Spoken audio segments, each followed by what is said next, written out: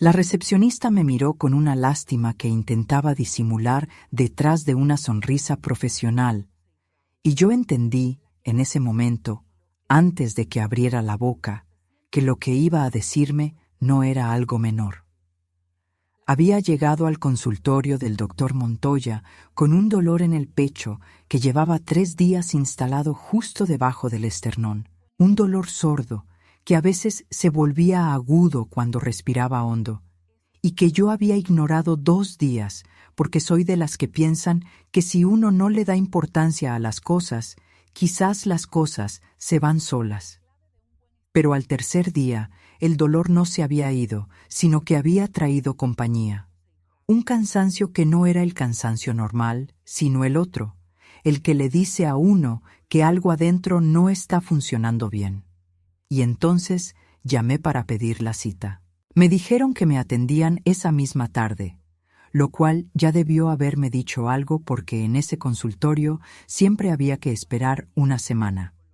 Me senté en la sala de espera con mi bolso en el regazo y mis manos juntas como cuando uno reza sin querer rezar, esperando que me llamaran. Y cuando la recepcionista, que se llama Paola según el gafete que lleva prendido en la blusa, se acercó a mí con esa sonrisa de lástima y me dijo en voz baja, para que no me oyeran las otras señoras que esperaban, que había un problema con mi póliza, yo sentí que el dolor en el pecho se duplicaba de golpe. Le pregunté qué tipo de problema. Y ella me dijo, bajando todavía más la voz, que la póliza había sido cancelada, que el titular había solicitado el cancelamiento 3 semanas antes, que ya no tenía cobertura. El titular era mi hijo Sebastián, mi único hijo. El hijo que yo crié sola durante 24 años después de que su padre murió de un infarto en la empresa de transporte donde trabajaba, cuando Sebastián tenía 14 años y yo tenía 40, y que de la noche a la mañana me quedé sin marido y sin el sueldo que completaba el nuestro, y con un adolescente que necesitaba de todo. El hijo cuya carrera de medicina pagué cocinando en el hospital público de Medellín durante 17 años, levantándome a las 4 de la mañana para llegar a tiempo al turno de las 5, cargando ollas que pesaban más de lo que debía cargar una mujer sola, parada 8 horas seguidas sobre un piso de cerámica fría que con los años me fue haciendo daño en las rodillas y en la espalda. El hijo por quien vendí los aretes de oro que me había dado mi mamá cuando me casé para pagar un semestre de la universidad cuando la plata no alcanzó. El hijo que 3 semanas antes, sin llamarme, sin mandarme un mensaje, sin ninguna explicación, había cancelado la póliza de salud que él mismo había tramitado a mi nombre 2 años atrás, diciéndome que era su manera de agradecerme todo lo que yo había hecho por él. Cancelada. Un martes cualquiera, sin llamarme, sin explicación. Me quedé sentada en esa silla de la sala de espera, sin poder levantarme por un momento. Las otras señoras fingían no haber escuchado, pero yo veía de reojo cómo alguna miraba de soslayo y luego apartaba los ojos rápido. Paola seguía de pie frente a mí con esa sonrisa de no saber qué hacer. Yo respiré hondo a pesar del dolor en el pecho. Agarré mi bolso, me levanté. Le agradecí a Paola con una voz que no sé de dónde saqué y le dije que no se preocupara, que yo arreglaba el asunto. Y salí del consultorio con paso firme, porque hay cosas que uno no puede derrumbarse a hacer en público, que requieren las 4 paredes de la casa propia para deshacerse con dignidad. Pero antes de contarles lo que pasó después, necesito contarles quién soy yo. Porque esta historia no se entiende si no se entiende desde dónde viene. Me llamo Socorro. Socorro Palomino de Ríos, aunque el de Ríos hace 24 años que ya no lo uso, porque Ríos era el apellido de Arturo, mi marido. Y cuando Arturo murió, sentí que ese apellido me pesaba más de lo que me daba. Aunque nunca lo borré del todo, porque es también el apellido de Sebastián, y eso me lo ata para siempre. Tengo 64 años, nací en Medellín, y en Medellín He vivido toda mi vida en el barrio de Laureles, primero cuando era niña, luego en el Poblado cuando me casé con Arturo, y desde hace 21 años en una casa pequeña de 2 pisos en el barrio de Belén, que compré con lo que junté de 15 años de cocina en el hospital y con un crédito del banco que terminé de pagar hace 6 años. Fui cocinera en el Hospital General de Medellín durante 17 años, desde que Sebastián tenía 4 hasta que Sebastián terminó la especialización y pudo mantenerse solo, y yo pude jubilarme con una pensión pequeña pero suficiente para vivir sin angustia si uno es cuidadoso. Antes de eso fui cocinera en casas de familia, en restaurantes de barrio, en fondas de carretera cuando no había otra cosa. Siempre con las manos en la comida, siempre con el olor a sazón metido en la ropa y en el cabello, siempre de pie antes de que amaneciera. Arturo murió un miércoles de octubre hace 24 años. Tenía 42 años y una salud que parecía de hierro. Nunca se enfermaba, nunca se quejaba. Trabajaba 12 horas diarias en la empresa de transporte de carga, donde era conductor jefe, y llegaba a casa cansado pero de buen humor, con ese olor a camino y a gasolina que con los años se me volvió el olor de la seguridad. Un miércoles de octubre lo llamaron de la empresa para decirme que había tenido un infarto al volante, que el camión se había orillado solo porque Arturo todavía tuvo tiempo de hacerlo antes de perder el conocimiento, que los paramédicos llegaron rápido, pero que no había sido suficiente. Sebastián tenía 14 años y estaba en el colegio cuando me dieron la noticia. Fui a buscarlo al colegio antes de que terminaran las clases. Lo saqué del salón con una disculpa al profesor y le dije en el corredor, porque no encontré una manera de llevármelo a un lugar más privado con la prisa del dolor, que su papá había muerto. Lo vi ponerse blanco como papel. Lo abracé en ese corredor que olía a tiza y a patio mojado. Y los dos lloramos ahí parados sin que ninguno de los dos supiera qué decir porque no hay palabras para eso. Nunca las hay. A partir de ese miércoles fui sola. Sola con Sebastián. Sola con las cuentas. Sola con el miedo de que algo faltara. Sola con el peso de ser los dos al mismo tiempo, la que consuela y la que trabaja, la que abraza y la que madruga, la que llora en la ducha para que el hijo no la escuche y la que sale del baño con la cara lavada y el desayuno listo. Esa soledad tiene un sabor particular que solo conocen las que la han vivido. No es la soledad de quien no tiene a nadie, sino la soledad de quien tiene a alguien que depende de ella, y que por eso mismo no puede derrumbarse, porque si uno se derrumba, el otro queda sin piso. Esa soledad te enseña cosas que ninguna escuela enseña. Te enseña a calcular cuántos días alcanza 1 kilo de arroz y cuántos 1 kilo de frijoles. Te enseña a dividir un sueldo en partes tan exactas que parece geometría. Te enseña a posponer el dolor para después porque ahora no hay tiempo. Y te enseña también que el cuerpo aguanta más de lo que uno cree cuando no hay alternativa. Conseguí el trabajo en el Hospital General 3 meses después de la muerte de Arturo porque una compañera de la fonda donde trabajaba entonces conocía a la jefa de cocina del hospital y me recomendó. Era un trabajo duro, con turnos largos y ollas pesadas y un frío de madrugada que en Medellín no es el frío de otros lugares, pero que cuando uno está de pie a las 4 de la mañana se siente en los huesos igual. El primer año fue el más duro porque el cuerpo todavía no se había acostumbrado al ritmo. Levantarse a las 3:30 de la mañana, tomar el primer bus de la ruta en la oscuridad del barrio todavía dormido, llegar al hospital antes de que empezara el movimiento del día, prender los fogones industriales y empezar a preparar el desayuno para 200 personas. Las ollas del hospital tienen un tamaño que asusta cuando uno las ve por primera vez. Ollas de acero inoxidable que pesan vacías más de lo que uno quisiera y llenas son un esfuerzo de 2 personas para moverlas. Con los años me fui acostumbrando, Pero con los años también empecé a sentir en las rodillas y en la espalda el precio de ese acostumbramiento, un dolor sordo que se instaló primero en los días más fríos, y luego se quedó de manera más permanente como inquilino que no paga pero tampoco se va. Pero tenía seguridad social, tenía prestaciones, tenía un sueldo fijo que llegaba puntual el 15 y el último de cada mes, y eso valía más que cualquier comodidad. Con ese sueldo pagué el colegio de Sebastián, que era un colegio público, pero que tenía costos de materiales y de uniformes y de salidas pedagógicas, y de la foto de grado, y de 1000 cosas más que se iban sumando de manera que al final del mes el dinero siempre quedaba más ajustado de lo que debía.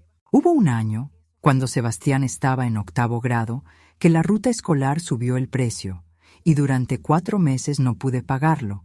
Así que Sebastián tomaba el bus de la ciudad y yo le daba el pasaje exacto y rezaba para que no hubiera contratiempos. Nunca los hubo. Pero esa angustia de las tardes esperando que llegara, mirando el reloj de la sala, contando los minutos entre la hora de salida del colegio y la hora en que debía llegar a la casa, esa angustia se me quedó grabada en el cuerpo de una manera que tardé años en soltar.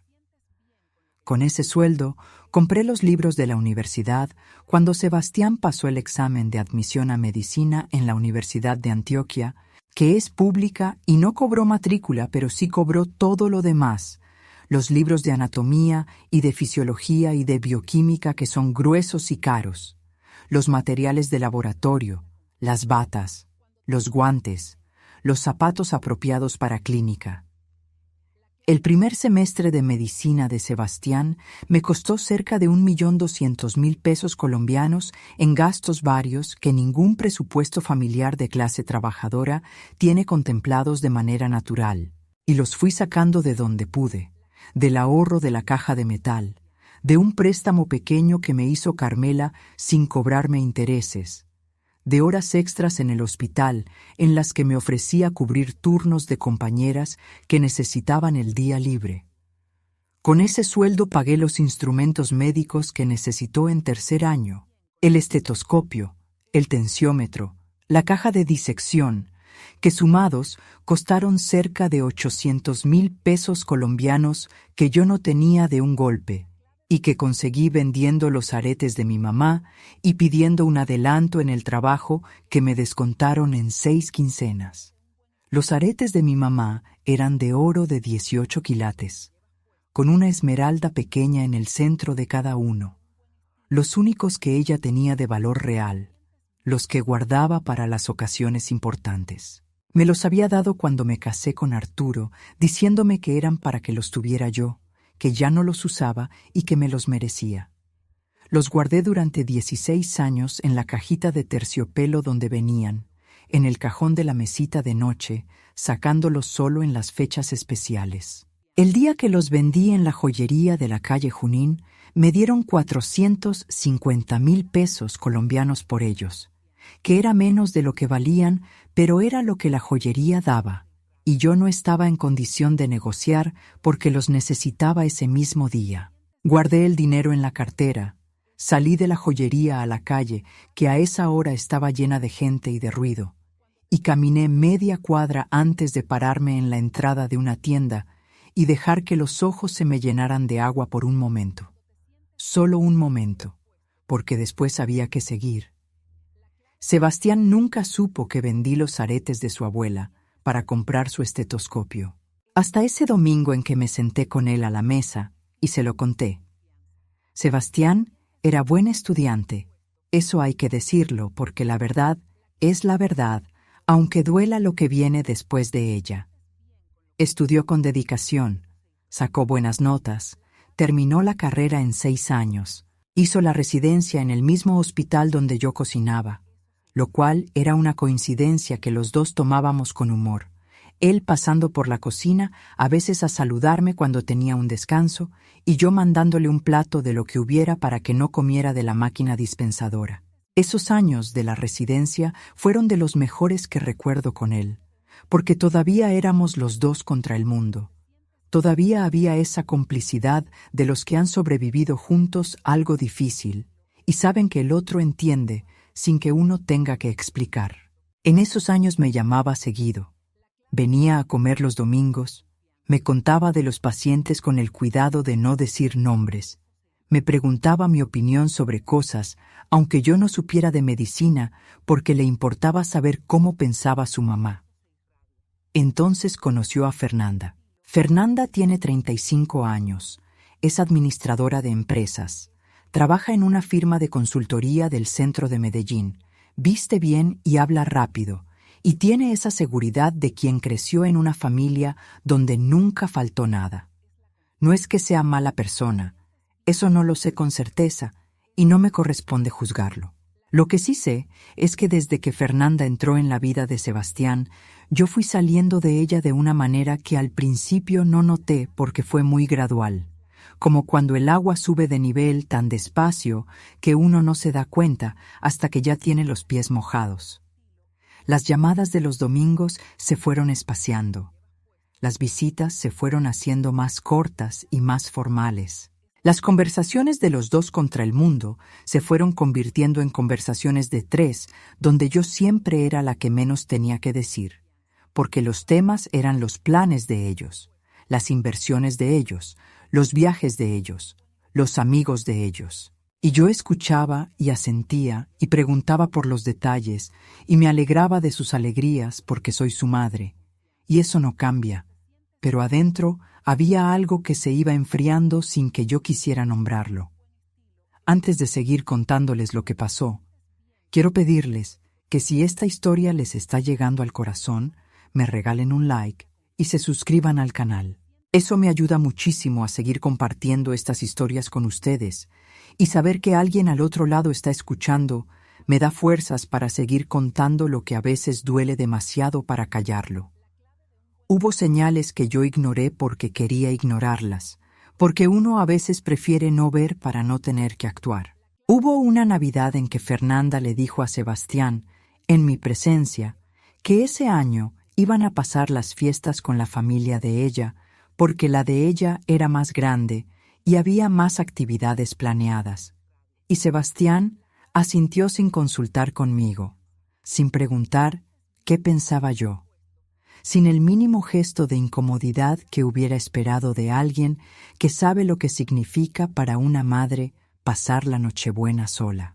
Hubo un cumpleaños mío en que llegaron 1 hora tarde porque habían tenido un compromiso de trabajo de Fernanda que no podían cancelar, y se fueron antes del postre porque tenían otra cosa. Hubo conversaciones sobre los planes de ellos en las que yo hacía preguntas y Fernanda respondía con esa amabilidad superficial que es la forma más elegante de decirle a alguien que sus preguntas no son relevantes. Y Sebastián miraba hacia otro lado, siempre mirando hacia otro lado mi hijo, como si la vista fuera el precio de la paz. 2 años antes de lo del seguro, Sebastián llegó un domingo con cara de quien trae una noticia importante y me dijo que había tramitado una póliza de salud a mi nombre, que la pagaba él, que era su manera de devolverme todo lo que yo había hecho por él. Lo dijo con una emoción genuina, o por lo menos eso me pareció en ese momento, y yo lo abracé y le dije que no tenía que hacerlo, que yo tenía la pensión del hospital y que me alcanzaba para los gastos médicos básicos. Él insistió. Dijo que quería hacerlo, que era lo mínimo. Me mostró la póliza, una póliza buena con una aseguradora reconocida, con cobertura hospitalaria y de medicamentos y de especialistas. La guardé en mi cuaderno de recetas, que es donde guardo los papeles importantes, entre la receta del sancocho de mi abuela y la del pan de bono que aprendí a hacer en el hospital. 2 años duró esa póliza. 2 años en que yo la usé 3 veces, 2 consultas de control y una vez que me lastimé la muñeca, nada grave. 2 años que terminaron un martes cualquiera cuando Sebastián decidió cancelarla sin avisarme. Cuando llegué a mi casa después del consultorio, mi comadre Carmela estaba sentada en la escalera de la entrada esperándome porque habíamos quedado de tomar el tinto juntas esa tarde. Carmela es mi vecina desde hace 18 años. Vive 3 casas abajo en la misma cuadra. Tiene 61 años y es la persona que más me conoce en este mundo desde que Arturo se fue. Es menuda y directa y tiene una lengua que no guarda nada que deba decirse, que es a veces incómodo, pero que es también la cualidad más valiosa que puede tener una amiga, porque uno sabe que lo que Carmela dice es siempre la verdad, aunque duela. Me vio llegar con la cara que debía traer y me preguntó qué había pasado. Me senté en la escalera a su lado y le conté. Cuando terminé de contarle lo del seguro, Carmela no dijo nada por un momento, lo cual en ella es señal de que lo que viene después va a ser importante. Luego me dijo que ella ya sabía algo, que había dudado en contarme, pero que ahora no podía callarlo. Me dijo que la semana anterior había encontrado a Fernanda en el supermercado del barrio y que habían cruzado unas palabras, y que en un momento Fernanda había dicho, así como quien dice algo sin darle importancia porque cree que no hay consecuencias, que Sebastián había tomado la decisión de simplificar los gastos fijos porque estaban planeando comprar apartamento y necesitaban redirigir recursos, y que la póliza de la mamá ya no era necesaria porque ella ya estaba jubilada y podía atenderse por el régimen contributivo. Lo dijo así, que ya no era necesaria, que yo ya no era necesaria. Me quedé mirando las baldosas de la escalera un momento largo. Carmela me puso la mano en el brazo y no dijo nada más porque no había nada más que decir. La frase ya lo había dicho todo. Ya no te necesitaba. Eso le dijo Fernanda a Sebastián sobre mí. Como si yo fuera un servicio de suscripción que se puede cancelar cuando ya no conviene. Como si los 64 años de mi vida y los 17 años de madrugadas en la cocina del hospital y los aretes de mi mamá vendidos para pagar un estetoscopio y los domingos sin descanso y el dolor de rodillas y el dolor de espalda y el dolor de todo lo demás fueran una línea en una hoja de gastos que se tacha con un lápiz rojo un martes por la mañana. Ya no era necesaria. Esa noche no dormí. Me quedé sentada en la mesa de la cocina con mi cuaderno de recetas frente a mí, el cuaderno de pasta dura color verde oscuro que compré en una papelería del centro hace 30 años y que llevo llenando desde entonces con recetas, con anotaciones, con cosas que quiero recordar. Pasé las páginas despacio, mirando la letra de cada receta, la fecha que a veces anoté al margen, los comentarios que fui agregando con los años cuando una receta salía mejor con una variación o cuando alguien me pedía que no le pusiera tanto cilantro. Había recetas de mi mamá que ella me dictó por teléfono cuando me casé y yo las escribí apurada con la letra torcida de quien escribe de pie. Había recetas que había inventado yo en la cocina del hospital cuando la jefa me daba libertad para crear el menú del día y yo experimentaba con lo que hubiera en la despensa. Había recetas que había aprendido de compañeras de trabajo, de vecinas, de señoras en el mercado que se ponían a hablar mientras escogían las verduras. Y entre las páginas, guardado desde hace muchos años, había un sobre cerrado con mi nombre escrito en la cubierta con la letra del doctor Héctor Zuluaga, que fue el director médico del Hospital General durante los años en que yo trabajé allí. El doctor Zuluaga murió hace 6 años, de un cáncer que fue rápido y que no le dio tiempo de arrepentirse de nada porque era un hombre que vivió sin deudas. Antes de morir, me mandó ese sobre con una carta dentro donde me explicaba qué contenía y por qué me lo mandaba a mí y no a otra persona. Yo lo guardé entre las páginas del cuaderno y no lo había vuelto a tocar desde entonces, porque el doctor Zuluaga me había dicho en la carta que solo lo abriera si alguna vez lo necesitaba de verdad, y yo hasta ese martes de octubre nunca había sentido que lo necesitaba de verdad. Esa noche lo miré durante mucho tiempo sin abrirlo. Luego lo volví a guardar entre las páginas del cuaderno, apagué la luz de la cocina y me fui a acostar. Pero antes de dormirme supe, con esa certeza tranquila que a veces viene de noche cuando el ruido del día se calla, que el momento de abrirlo se estaba acercando. Y ahora quiero hacerles una pregunta. ¿De qué ciudad o país me están escuchando? Déjenmelo en los comentarios. Me encanta saber hasta dónde llegan estas historias. A veces me sorprendo de la cantidad de personas que viven situaciones parecidas en tantos lugares diferentes. Y cuando leo sus mensajes, siento que ninguna de nosotras está tan sola como creía. Al día siguiente llamé a Sebastián. Contestó al tercer timbre con la voz de quien está ocupado, pero atiende por compromiso. Le pregunté cómo estaba. Me dijo que bien, ocupado, con mucho trabajo. Le pregunté si tenía un momento para hablar de algo importante.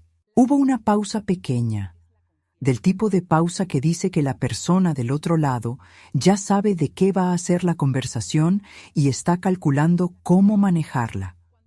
Me dijo que sí, que claro. Le dije que había ido al consultorio del doctor Montoya el día anterior por un dolor en el pecho y que me habían informado que mi póliza había sido cancelada. Silencio.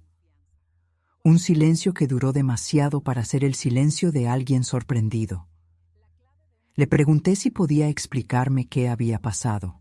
Me dijo, con una voz que quería sonar práctica y razonable, pero que tenía por debajo algo que se parecía a la vergüenza, aunque no terminaba de serlo, que habían tenido que reorganizar los gastos porque estaban en un proceso de compra de apartamento, que la póliza era un gasto importante, que yo tenía la pensión del hospital y que con eso podía acceder a los servicios de salud del régimen contributivo sin necesidad de una póliza privada. Me lo dijo como si me estuviera explicando algo sensato, como si hubiera una lógica ahí que yo debería reconocer si pensara con claridad. Le pregunté si se le había ocurrido llamarme antes de tomar la decisión. Otro silencio. Le pregunté si había pensado que yo pudiera estar en una situación donde necesitara esa póliza justo cuando la canceló, como de hecho estaba sucediendo con el dolor en el pecho de los últimos 3 días. Me dijo que no sabía que yo tenía ese dolor, que por qué no le había dicho. Le dije que porque las madres no llaman a los hijos cada vez que les duele algo para no preocuparlos, que esa es la razón por la que los hijos a veces no saben lo que les pasa a sus madres, porque las madres se cuidan solas en silencio para no ser una carga. Hubo otro silencio, y luego me dijo que me iba a ayudar a buscar una alternativa, que no me preocupara. Le dije que gracias, que lo pensaríamos, y colgué. Me quedé sentada con el teléfono en la mano mirando la ventana de la sala que da al jardín pequeño que tengo en el frente de la casa, donde hay una mata de helecho y 2 maticas de geranio rojo que cuido desde hace 10 años. El dolor en el pecho todavía estaba ahí, más suave que el día anterior pero presente. Me dije que tenía que atenderlo de todas maneras, con póliza o sin ella, que la salud no espera las resoluciones emocionales. Llamé de nuevo al consultorio del doctor Montoya y pregunté si podía ir esa misma tarde a pagar la consulta de contado. Me dijeron que sí.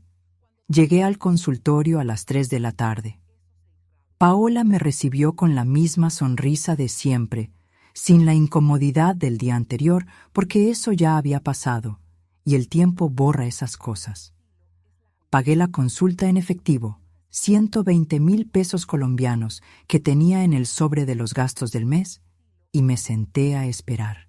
Cuando la enfermera me llamó y entré al consultorio, el doctor Montoya estaba de espaldas revisando algo en la pantalla del computador. Era un médico que no era el de siempre. El de siempre se había jubilado el año anterior, y este era el que había tomado el consultorio, un hombre de unos 50 y tantos años, con el cabello canoso y una calma en los movimientos que dan los años de oficio. Se dio vuelta cuando me escuchó entrar, me miró, abrió la boca para saludar y se detuvo.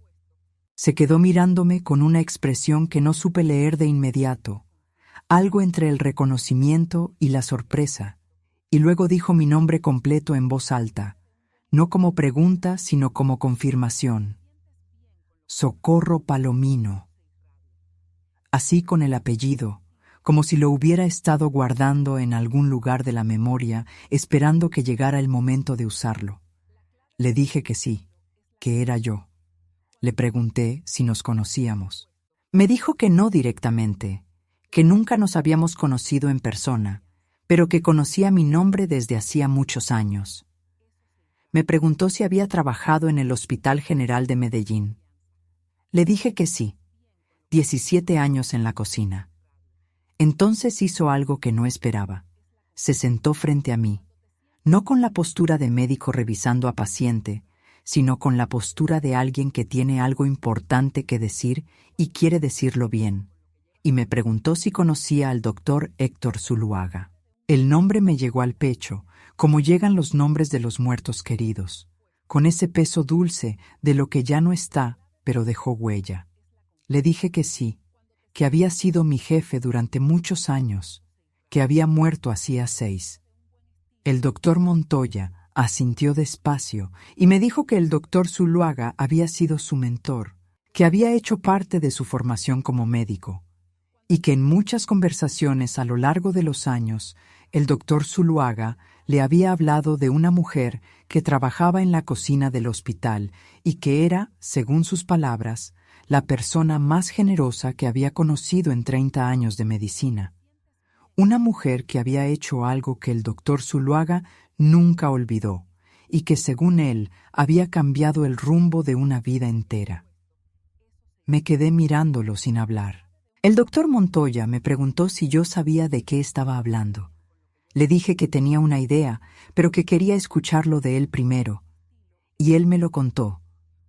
Años atrás, cuando Sebastián era pequeño y yo llevaba apenas 2 años trabajando en el hospital, había un interno de medicina que se llamaba Rafael, un muchacho de 23 años que venía de una familia muy pobre de un municipio del oriente antioqueño y que había llegado a Medellín con lo justo para pagar el primer semestre y una maleta con ropa escasa. Rafael era brillante, todo el mundo lo decía, pero estaba a punto de perder el año porque no había podido pagar la pensión del cuarto donde vivía y lo habían echado, y dormía en el hospital cuando podía, en una silla del pasillo o en una sala de espera vacía, y eso le estaba afectando el rendimiento y la salud.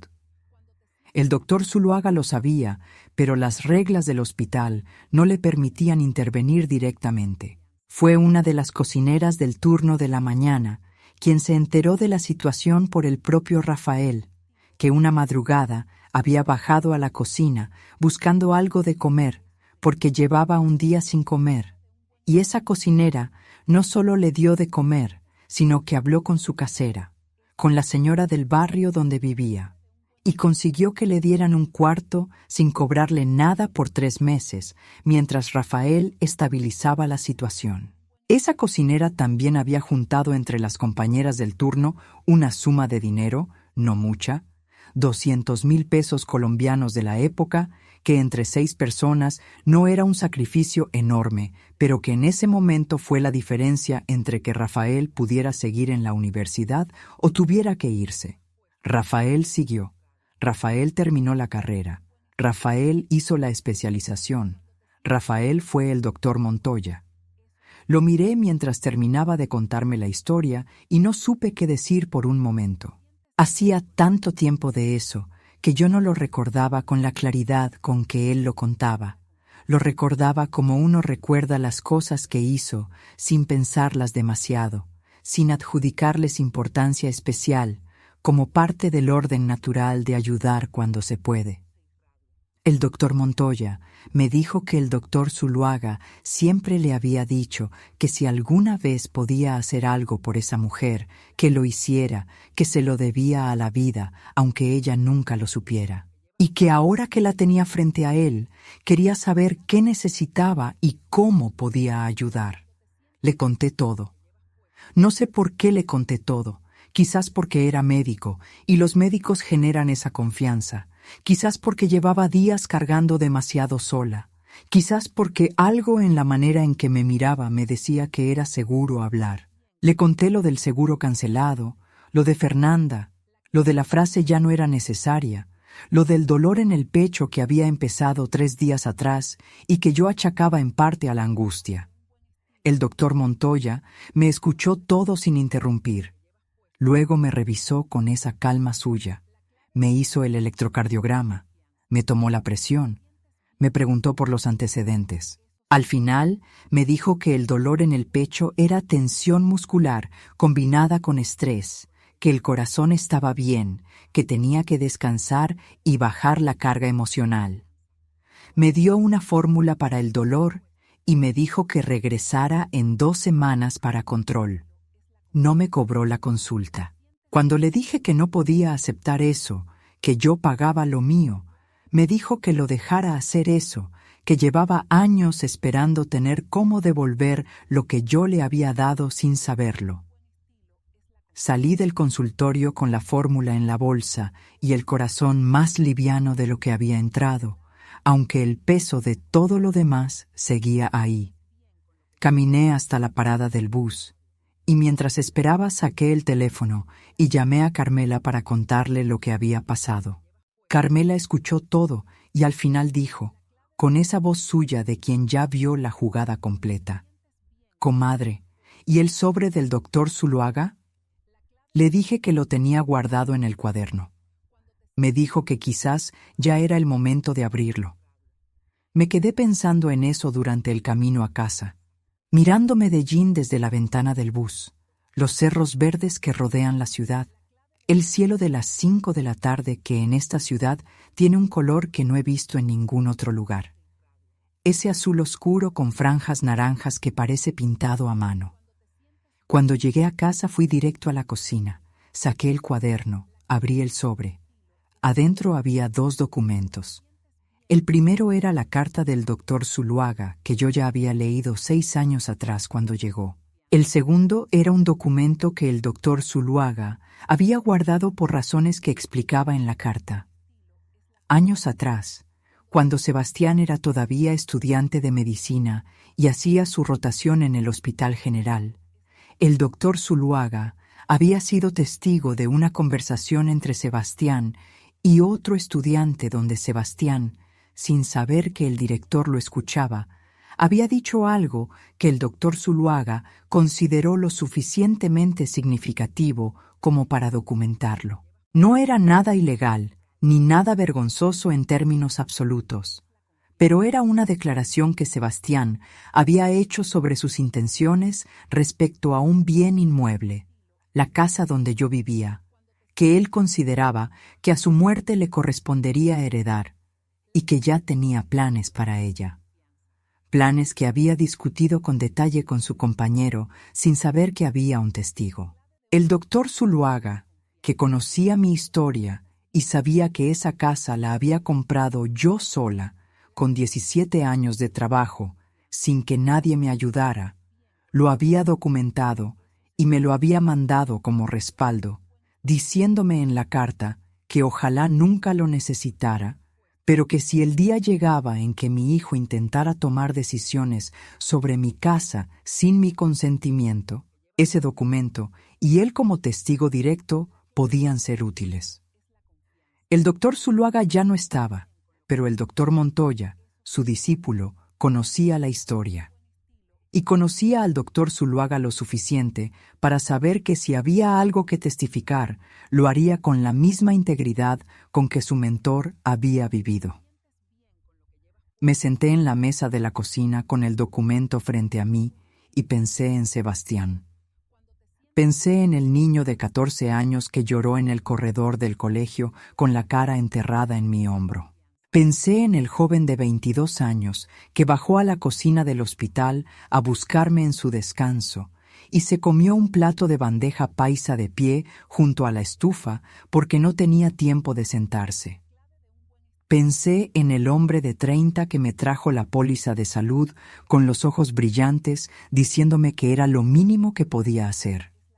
Y pensé también en el hombre de 38 años que canceló esa póliza un martes sin llamarme, convencido por una mujer que pensaba que yo ya no era necesaria. Los 4 eran el mismo hombre y ninguno de ellos era el completo.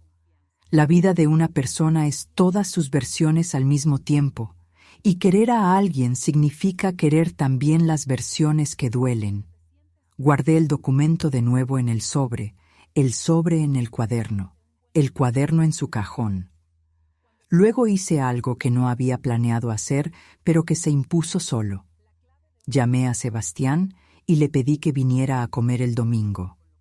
Sin Fernanda, si era posible, porque quería hablar con él de algunas cosas que eran entre los dos. Hubo una pausa y luego me dijo que sí, que el domingo iba. El domingo llegó a la 1 de la tarde, que es la hora de siempre. Yo había cocinado un sancocho de gallina con la receta de mi mamá, que es la que más tiempo toma y la que más le gusta a él desde niño. Y había hecho pan de bono y había comprado una botella de jugo de mora natural porque sé que le gusta. Lo hice no para ablandarlo, sino porque soy su madre, y cocinar para él es una manera de decirle que lo quiero aunque esté enojada.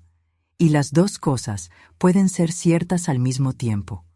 Nos sentamos a la mesa y comimos casi en silencio al principio, con ese silencio de los que tienen mucho que decirse y están esperando el momento de empezar. Fui yo quien empezó. Le dije que quería hablarle de varias cosas y que quería que me escuchara hasta el final antes de responder. Me dijo que sí.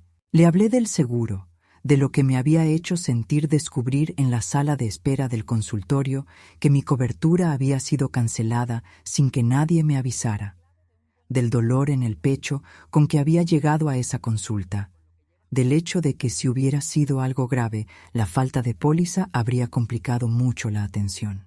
Le dije que no le estaba pidiendo que pagara mis gastos de salud, que yo podía manejar mis propios gastos, sino que le pedía que si tomaba una decisión que me afectara, me lo dijera antes, que me tratara como una persona adulta que puede escuchar las cosas y no como un gasto en una hoja de cálculo que se suprime sin aviso. Le hablé también de cómo se habían ido poniendo las cosas en los últimos años, de la distancia que había entre nosotros, que ya no era la distancia normal de un hijo que tiene su propia vida, sino una distancia que dolía diferente, que dolía como cuando uno sabe que lo están alejando aunque nadie lo diga con palabras. Le dije que lo amaba, que siempre lo había amado y que siempre lo iba a amar, pero que el amor no significaba que yo tuviera que ser invisible, que yo también existía, que mi vida también importaba, que yo también tenía el derecho de que se me preguntara, se me consultara, se me tomara en cuenta. Sebastián me escuchó todo con la cabeza un poco inclinada hacia adelante, como hace cuando está pensando en serio. Cuando terminé, estuvo un momento en silencio, y luego levantó la vista, y me dijo algo que no esperaba. Me dijo que tenía razón, así de simple, sin rodeos, sin pero primero.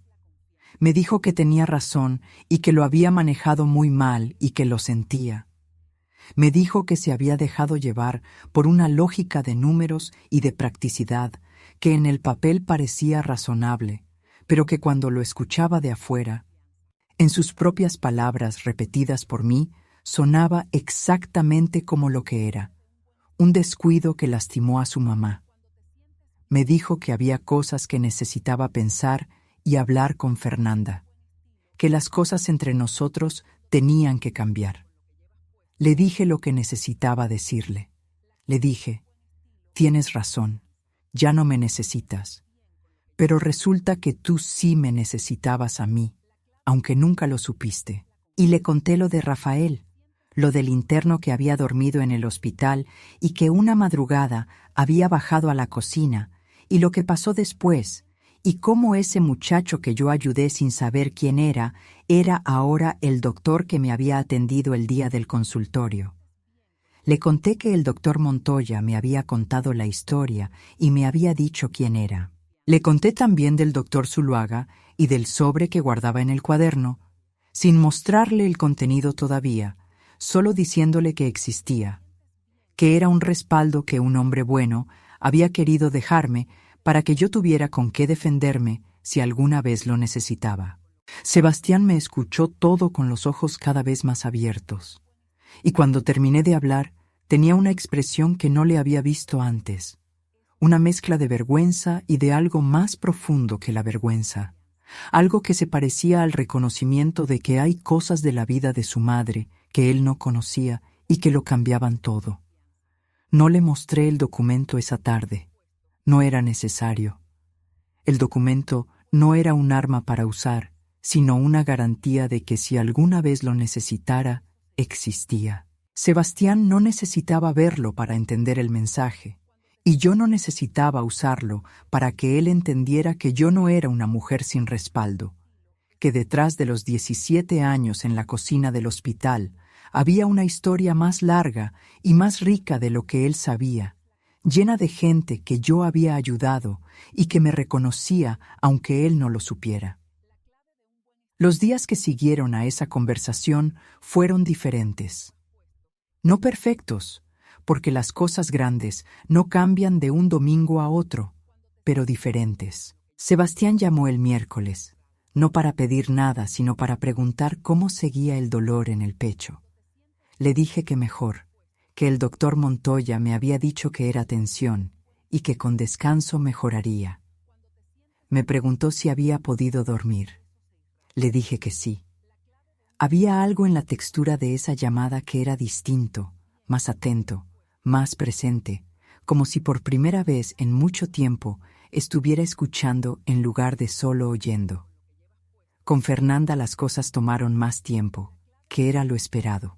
Fernanda es una mujer que no cambia fácilmente de posición, y eso que en otros contextos es una fortaleza, en este contexto significó que el proceso fue más lento y más incómodo.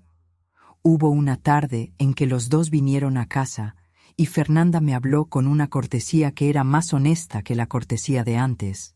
No la cortesía de quien quiere quedar bien, sino la cortesía de quien está haciendo un esfuerzo genuino, aunque todavía no le salga natural. Me dijo que entendía que lo del seguro había sido una mala decisión y que lo sentía. No dijo mucho más que eso, pero lo dijo mirándome a los ojos, y para alguien que habitualmente me miraba de reojo o miraba a otro lado cuando yo hablaba, ese contacto visual era ya algo. Yo no busqué más de lo que ella podía dar en ese momento. Aprendí, más tarde de lo que debía, pero aprendí, que no hay que exigirle a las relaciones que sean lo que no pueden ser todavía, que a veces el primer paso honesto es suficiente para empezar, y que el resto se construye con tiempo si hay voluntad de las dos partes.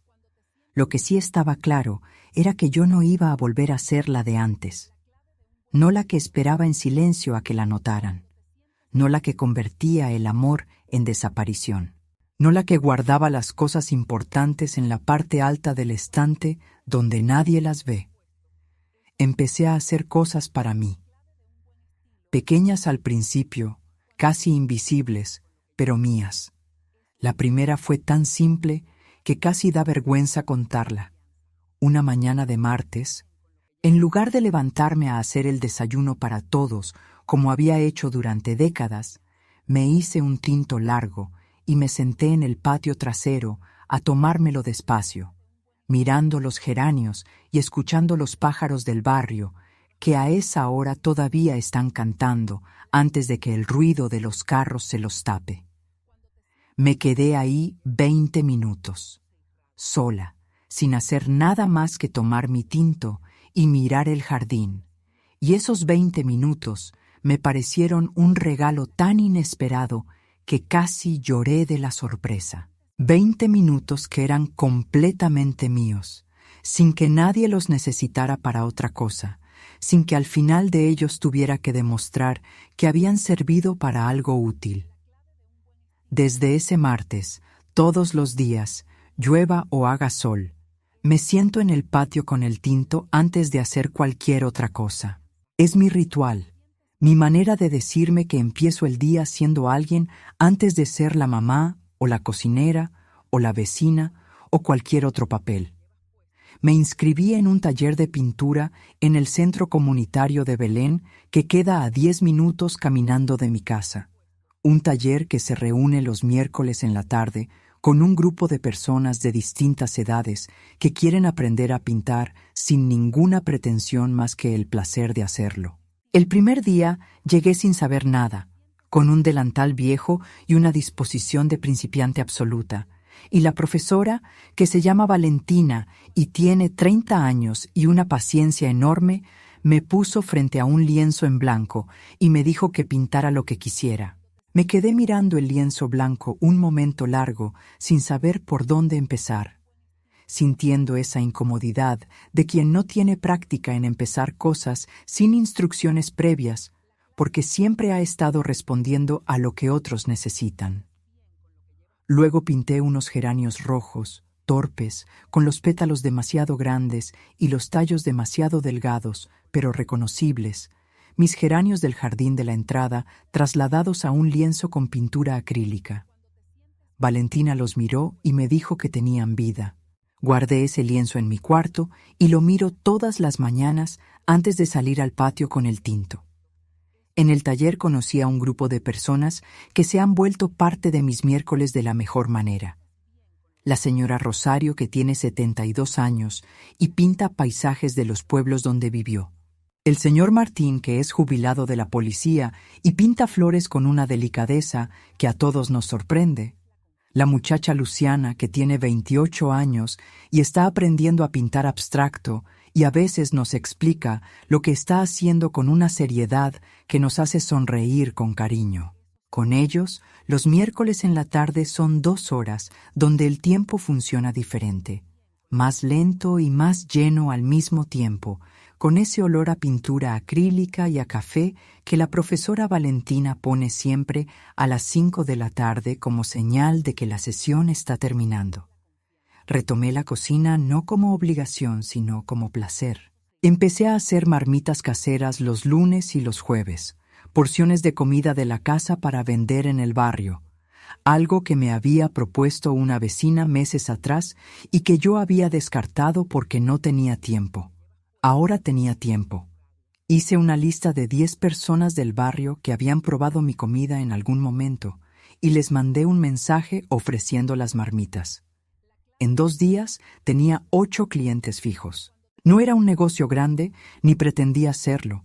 Era una manera de hacer lo que siempre había hecho, pero en mis términos, sin horario fijo, ni jefa, ni ollas de 20 litros, con mis recetas y mi ritmo y el placer de cocinar para gente que agradece lo que come. Planeé un viaje. Eso también fue nuevo.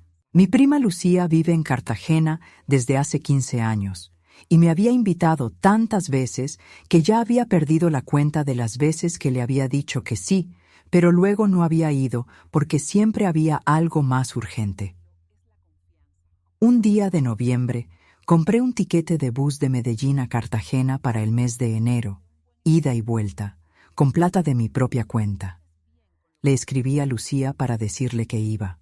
Me respondió con un mensaje tan largo y tan lleno de alegría que tuve que leerlo 2 veces para asegurarme de que era real. Fui en enero.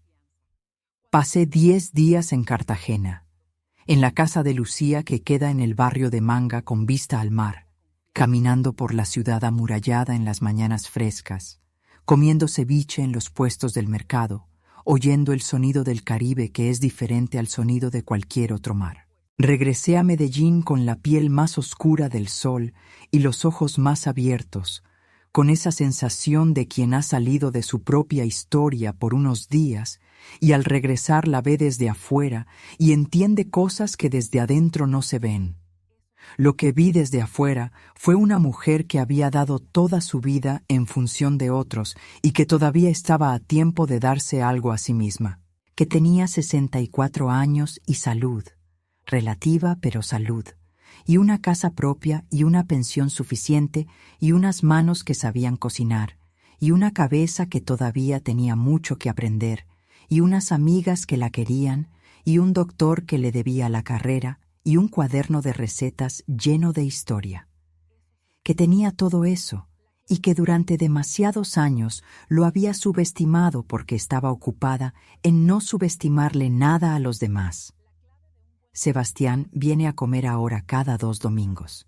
A veces viene solo, a veces con Fernanda, a veces con los dos juntos. Cuando viene solo hablamos como antes, como los dos contra el mundo, aunque el mundo ya no es tan amenazante como era cuando él tenía 14 años y yo 40. Cuando viene con Fernanda la conversación es más cuidadosa, más formal, pero hay algo en ella que antes no había, un respeto que no es solo cortesía, sino reconocimiento. Fernanda me pregunta por el taller de pintura, me pregunta por las marmitas, me pregunta por el viaje a Cartagena. Preguntas reales, del tipo que hace quien quiere saber y no solo quien quiere quedar bien. No somos amigas y quizás nunca lo seamos, pero somos dos personas que se ven con los ojos abiertos, y eso es ya mucho más de lo que teníamos. El doctor Montoya me atendió el control 2 semanas después de la primera consulta y me dijo que el dolor había desaparecido porque los estudios salieron bien y el corazón estaba en orden. Me dijo que lo que necesitaba era seguir caminando, seguir durmiendo bien, seguir haciendo las cosas que me hacían bien. Le dije que estaba en eso. Me dijo que si alguna vez necesitaba algo que él pudiera hacer, que lo llamara. Le dije que ya había hecho más de lo que se imaginaba, solo contándome lo que me contó. Me dijo que había sido un placer cerrar ese círculo. Salí del consultorio caminando despacio por la calle del barrio El Poblado, con el sol de las 4 de la tarde que en Medellín tiene ese dorado particular de ciudad que está en el valle rodeado de montañas. Y pensé en el doctor Zuluaga, que no alcanzó a ver este final, pero que desde algún lugar debía estar satisfecho de que las cosas hubieran resultado así. El sobre con el documento sigue en el cuaderno de recetas. No lo he necesitado usar, porque las cosas se resolvieron antes de llegar a ese punto. Pero está ahí, entre la receta del sancocho de mi mamá y la del pan de bono, guardado con el mismo cuidado con que guardo todo lo importante. Ya no en la parte alta del estante donde nadie llega, en el cajón de la mesa de la cocina, donde está todo lo que necesito tener cerca. Lo que aprendí de todo esto, lo que me llevo conmigo para los años que me quedan, es algo que tiene que ver con la diferencia entre ser necesaria y ser querida. Durante toda mi vida confundí las dos cosas. Pensé que si yo era indispensable, si resolvía todo y no fallaba nunca, y siempre estaba disponible, eso significaba que me querían. Y resulta que ser indispensable es una trampa, porque la gente que te necesita no siempre te quiere, y la gente que te quiere de verdad no te necesita de esa manera. Te quiere porque existes, y no porque les resuelves la vida. Aprendí que yo tenía derecho a existir más allá de lo que resolvía para los demás. Que mis 64 años de vida tenían valor propio, independientemente de cuánto había cocinado, o cuánto había madrugado, o cuánto había vendido para que otros tuvieran. Que el cuaderno de recetas que escribí durante 30 años no era solo un recetario, sino la historia de una mujer que vivió con las manos y con el corazón, y que esa historia merecía que alguien la leyera, empezando por mí misma. Y aprendí también, aunque me costó llegar hasta aquí para entenderlo, que las cosas que uno siembra sin esperar nada a cambio, a veces dan fruto en el momento exacto en que más se necesitan. Un interno que bajó a la cocina una madrugada con hambre. 200,000 pesos colombianos juntados entre 6 cocineras. Un cuarto conseguido con una llamada a la casera del barrio. Cosas pequeñas que en el momento parecieron naturales, parte del orden de ayudar cuando se puede, y que 30 años después estaban ahí, convertidas en el médico que me atendió el día en que llegué sin cobertura y con dolor en el pecho, y con la sensación de que alguien había decidido que ya no era necesaria. La vida tiene esa manera de guardar lo que uno da y devolverlo en el momento preciso, no como venganza, sino como justicia serena, como cuando el río que viene de arriba trae el agua exacta que la tierra de abajo necesitaba. Estoy aquí, en mi patio de Belén, con mis geranios rojos y mi tinto de las tardes y el sol que se está yendo detrás de los cerros. Mi cuaderno está sobre la mesa, abierto en una página en blanco que todavía no he llenado. Tengo 64 años y un corazón que los médicos dicen que está bien. Tengo un hijo que está aprendiendo a verme.